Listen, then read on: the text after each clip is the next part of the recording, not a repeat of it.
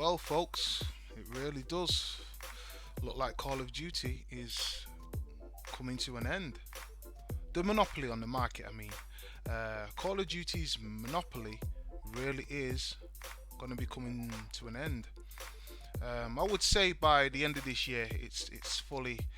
Call of Duty is going to be thrown into a pool of competition amongst other FPS games now. It's taken a while. We've been saying it for the longest. People have turned around, said, "Oh, these games come and go."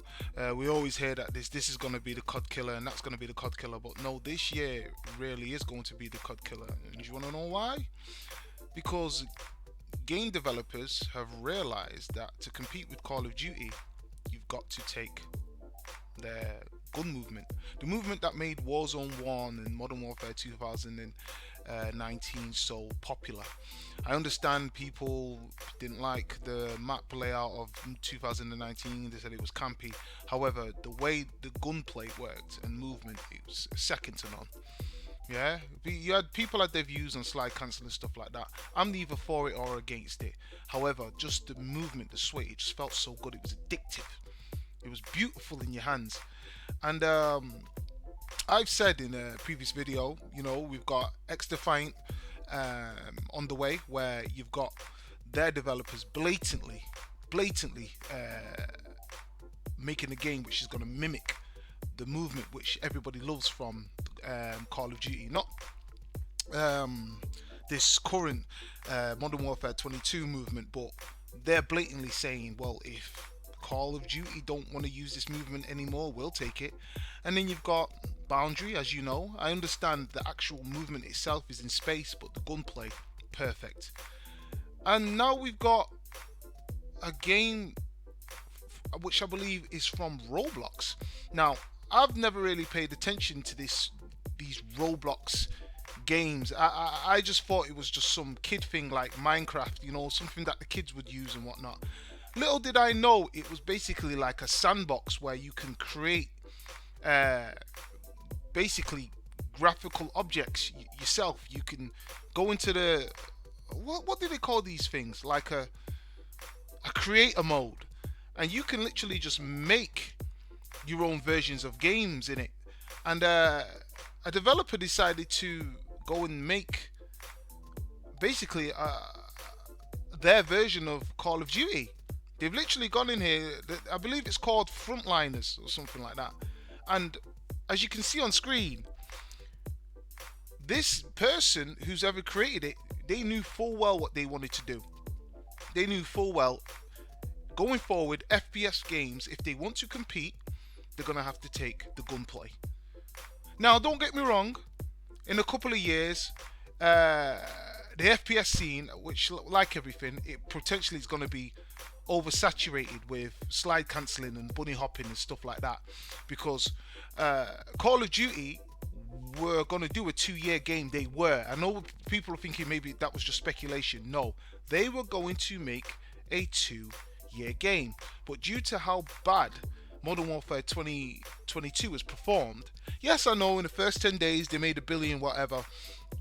They made that based on the hype of the game and the trailers, and then you had the shills on Twitter and all the people that were campaigning saying this is going to be the most anticipated game ever. The typical saying that people like to troll the game with, saying it was 3,000 devs in 3 years and stuff like that. We all know that was rubbish. That was just all campaign talk to get you anticipated for the game. And we all know Ricochet 2.0 was completely and utter garbage. So yeah,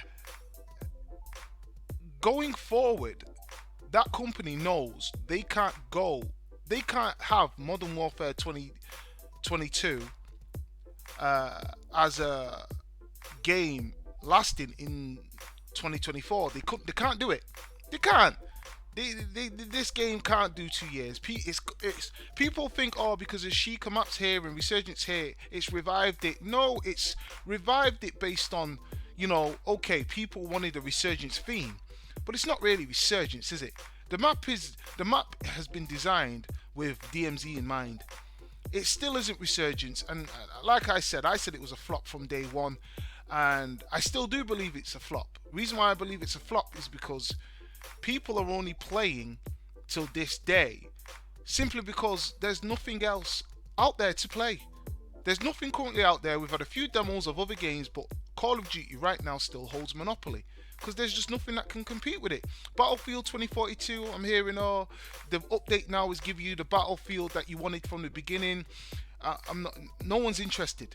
You know, maybe the core Battlefield people are, but the game's tarnished. You know, Call of Duty, which is the majority of the play base, ain't about to go to Battlefield just because uh, Modern Warfare 2022's annoyed them. They're not going to do it.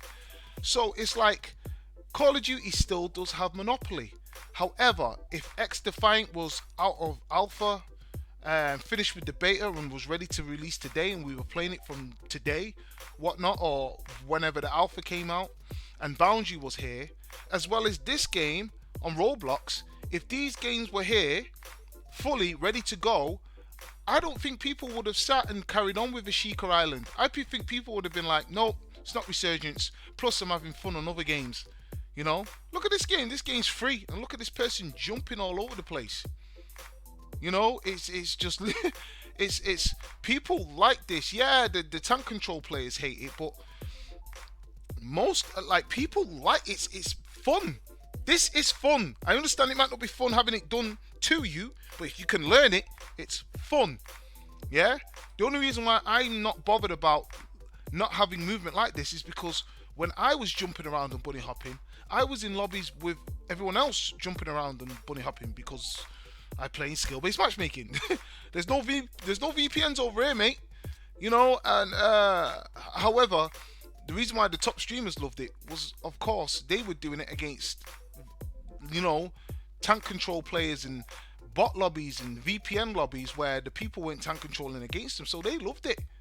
Mr. Movement Kings and, you know, Movement Queens. No, put those guys in a lobby with someone like me, just who's slightly above average, and they're not going to be able to do all that breaking cameras on me because I'll be breaking cameras on them. They'll get a few shots off, but it's gonna take an handful to just take me down. You know, because I have back buttons. I know how to move in this game. You know, people have seen me play. I know how to move, the basics and spinning and all that, 360, whatever. But like, not to get far off topic, I'm glad that we're getting to a point where developers are realizing you want to compete and actually have a game that's just not going to be here for, you know, a month or two, or, you know, the games are always going to be here, but I mean a game that has momentum and has a heavy player base for like only 2-3 months and then it dies off. No, you don't want that. Yeah, what you want is you want a vibrant game which is it's lasting. Don't get me wrong, casuals in most cases, look, even if a casual is like it, they eventually leave. But one thing you will have is the core player base. Yeah, anybody that thinks they can keep casuals playing their game over a 4-month period, you're only lying to yourself. You're living in a dream world. That only happened for Activision because they perfectly released a game which just happened to come out in a month, the same month that the world was basically, you know, switching off, you know, because of the so that's the only reason why casuals stayed in the game for so long. But if you're trying to chase those unrealistic once in a lifetime numbers, you're not going to get it again unless, you know, the powers that be decide to do that shambles of con again. They could potentially do it if they can predict, but no, it's not happening. Going forward, casuals are gonna only play the game for so long, and it's gonna be based on your core players and the pros playing. But nevertheless, folks, Call of Duty's monopoly is going to be over. Now, I'm not gonna say Call of Duty's gonna be done completely. There'll be the odd person that picks up the game and stuff like that, but when it comes to this whole skill-based matchmaking, I guarantee you they're going to have to get rid of that. They're going to be forced to get rid of skill-based matchmaking, because there'll be other games who do what Call of Duty will do, map-wise, game mode-wise, gunplay-wise, movement-wise, and just won't have skill-based matchmaking in it. So why on earth would somebody stay in Call of Duty when someone else is giving them what they want? They've taken what Call of Duty has and given people what they want. So it's going to force Call of Duty to clean their act up. And one of their ways of cleaning their act up is sacking off this 2024 DLC for Modern Warfare 2022 and just making a completely fresh game on probably a different probably a different game engine, or the original Modern Warfare 2019 game engine, and bring all the stuff back which people liked. You know, make a few casuals moan that slide cancelling and bunny hopping is in the game, but you know, they'll just say screw it. Our game we were making money with it in. Oh well, you know, bring back this so-called skill gap, what everyone's talking about. It's BS. It's an exploitation gap.